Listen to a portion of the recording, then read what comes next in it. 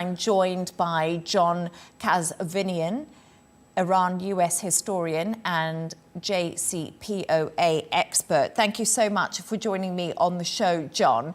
John, what has gone wrong between Iran and the US prior to the attacks? Both countries were actually holding talks in Oman on Iran's nuclear program. That's right. The idea of diplomacy with Iran was actually a key component of Donald Trump's policy. It's something that he didn't campaign specifically on, doing a deal with Iran, but the idea of ending the forever wars in the Middle East, taking a less interventionist American foreign policy. And he, I think these negotiations were important to him. He sent his special envoy, Steve Witkoff, to conduct them. And it looked like there was some promise.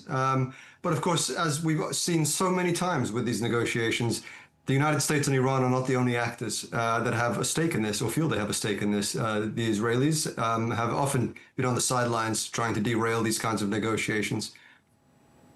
So, John, Israel's objective seems to be to eliminate Iranian nuclear and ballistic capabilities. But in March, America's US intelligence chief, Tulsi Gabbard, said that Iran hasn't been building a nuclear weapon. How close is Iran to a nuclear weapon, and what changed so dramatically since her statement in March? Well, the Israelis know better than anyone that Iran was not on the verge of breaking out and building a nuclear weapon. Iran has had that capability for many years now if it wanted to do that, and it has chosen not to do that. That's a political decision, not a technical decision.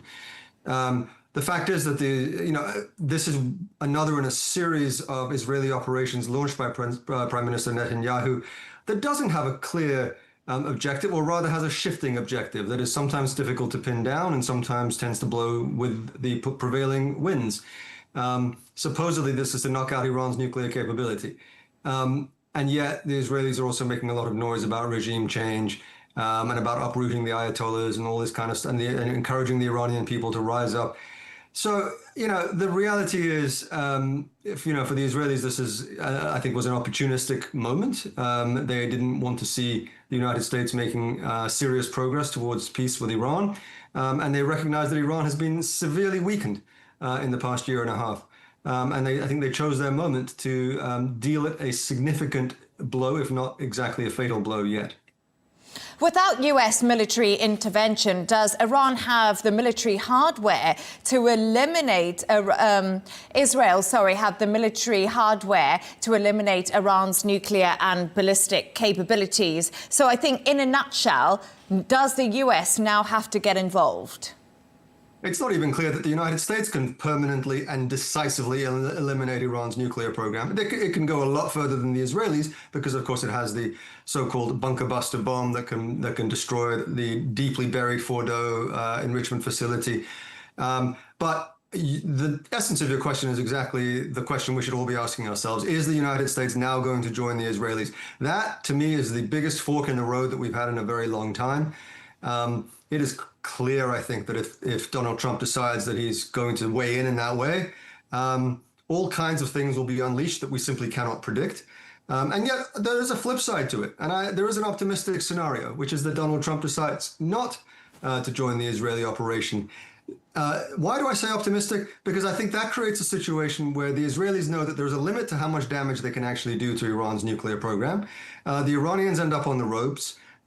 If we end up in, if not a stalemate, at least a situation where neither side is really achieving its objectives, and Donald Trump can sweep into the rescue and say, push Iran to say, now you have to do a deal. The Iranians might actually do one at that point. And Donald Trump gets to claim that he did a better deal than, Obama and Biden were able to do, that he helped the Israelis, that he solved their problem once and for all without creating a massive war. The Ayatollah in Iran gets to claim that, he snatched some victory from the jaws of defeat. And even potentially divided the United States and Israel, and left Israel looking isolated. I recognize that is a spectacularly optimistic scenario, but it is a scenario that is available to us if Donald Trump decides not to bomb Fordo.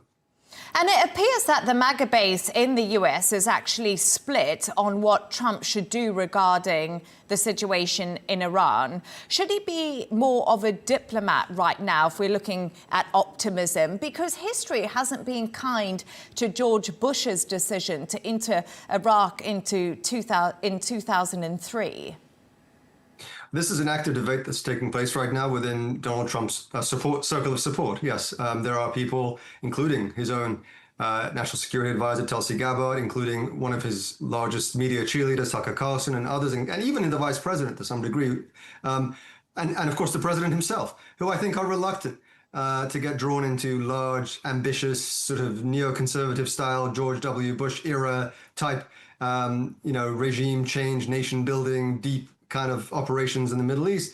And yet there is, of course, a lingering, you might call it neoconservative wing, hawkish, traditional Republican Party, hawkish, very pro-Israeli, very anti-Iranian wing, including his Secretary of State, Marco Rubio, for example, and others, who very much feel this differently.